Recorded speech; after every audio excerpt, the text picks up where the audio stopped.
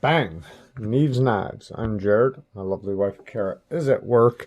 And today we are checking out the Boker Trapper 150-year anniversary knife. Now, we're mostly going to be talking about the Boker Trapper itself, not specifically just this one, but we will talk a little bit about this one.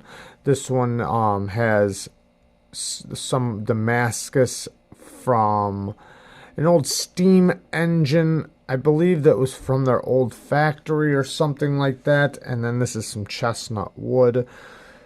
But this is a little bit of a special one. They only made 150 pieces for a 150-year anniversary. This is handmade and it is very beautiful. But slip joints, period, I want to kind of talk about the Boker Trapper and, like kind of, the beauty of it. So I want to thank Florian for sending me a whole bunch of his knife collection and then allowing me to use them. I really appreciate that, bud. Thank you very, very much. And I did use this one. I kind of have a love-hate relationship for slip joints. And I've been in somewhat of a way driven towards not really carrying them. And I have a couple of my own reasons, being is that, I've been cut pretty bad by them. They've closed on me, and that's 100% my fault for using the wrong tool for the job. But it is what it is. But I respect them so much because I understand the beauty of them. And to me, this is a real gentleman's knife. And not only that, but they are just so slicey. They are so useful. There's so many uses. I would imagine that the majority of people that carry knives could get by with a knife just like this. And this would probably do the job better than the knife that's in their pocket. These things are so slicey. And the beauty of them is right there. How thin the blade is. This one right here, edge is about 5 thousandths thick. So I did resharpen it because I wanted to experience the beauty of it, and its edge was a little dull. It seemed like it possibly had been tuned up a few times, and I wanted to bring the edge back a little bit, and I did. And yeah, it cuts so good. These things just go through everything so fast. And that's a reason why you see people cutting apples with a knife like this and actually cutting the apple, not splitting the apple. This Damascus is very beautiful on this knife, and like I said, it was made from the steam engines from the railroad or from the train that was near their old factory or something like that, to that extent. Very beautiful, and that's why I sharpened it with Arkansas stones, because Arkansas stones works on steel like this so good. These things are so easy to sharpen, and that's another reason why people tend to tune them up with ceramic rods, because they're so thin behind the edge and so easy to sharpen. Now, even though these things are very easy to sharpen and very thin to sharpen, I don't really recommend that people begin learning on knives like this, and for one reason, and the only reason why is because I believe that when you're learning to sharpen, you should follow the grit. And if you watch my sharpening playlist, I talk a little bit more about that. But with something like this, you need a jeweler's loupe to follow the grit, because the bevel is just so tiny. But these things are very easy to maintain.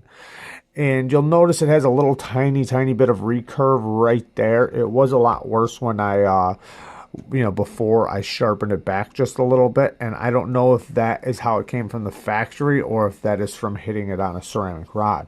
It's possibly from hitting it on a ceramic rod. I don't know, but that's just what tends to happen on these. But I did straighten it out just a little bit. Now, I wasn't trying to put an incredible edge on this thing when I sharpened it. I wasn't trying to make a show-stopping edge or anything like that. I just wanted this thing to be nice and sharp and cut very well. And that's, basically how I brought it back to. I brought it back to a nice cutting edge and, a very sharp edge. Before I couldn't even shave hairs with it, and now, it will do that. So, being able to test it, I wanted to test it with, a good working edge on it. And, it's not that I was going to be doing heavy duty testing or anything, but, it's nice to know, it's a best abilities rather than it cutting just because it's a thin blade. The fit and finish on this handmade piece is very good. I mean, I'm not going to say it's perfect. You see a couple little gaps here and there, but for the most part, it's done very, very well. Then you can even see the brass liner in there, in between the nickel and the wood. The pull strength on this thing is very heavy, extremely heavy. And, that does make it a little safer when used because, it does have a lot of tension popping it back in place. But it also makes it sometimes, or it does make it very slow coming in and out of the pocket, opening it up and getting it into action. But this isn't an action knife. This is a knife that, you pull out to make your cut, and that's it. It's not. It is a tool, but it's a tool in another way. It's a tool for precision cuts. And the beauty of it is you can do the precision cuts and you can do big cuts with it too. I mean, it is a very strong little knife and it can handle, pretty much anything you throw at it, but you do have to be careful that it doesn't close in your hand because it doesn't lock. The tension on opening it, you do have this nail nick, but you can see the tension there. It does pop back into place if you let go. So you want to make sure you open it all the way up when you start, to open it. Everything's nice and smooth, and you see how it has a little curve right there that kind of just, fits right in your hand. I love the very neutral grip that makes it to where you can hold it just about in any position. The tip is very fine for you to be able to pick splinters out or pick it whatever. And that's another thing about these knives is that, you can pick and just use them like a tool, Now another thing that's very awesome about these type of knives is that they're very collectible. And not even just this one, but what I mean is just slip joints, period. You can get slip joints and exotic materials for a better price than maybe some other bigger knives because, you're talking about more material. So if you're wanting a knife, say, in an exotic material, a slip joint isn't a bad way to go because then you can get the exotic material in a little compact package and it's very collectible. So there's lots of great things to these knives. Another thing that I don't really like about them, though, is that you do have to either carry them in a sheath or at the bottom of your pocket. I don't really prefer letting them rattle around the bottom of my pocket. And I'm not big on carrying the sheath in the pocket. I'm not saying it's out of the question. I'm just saying I'd rather carry a clip, especially if I have the choice. But, that's the beauty of these is kind of the overall package, pulling the sheath out, the leather sheath and pulling it out and, kind of the experience. I definitely respect these knives a lot, and I understand why they're so useful and so good.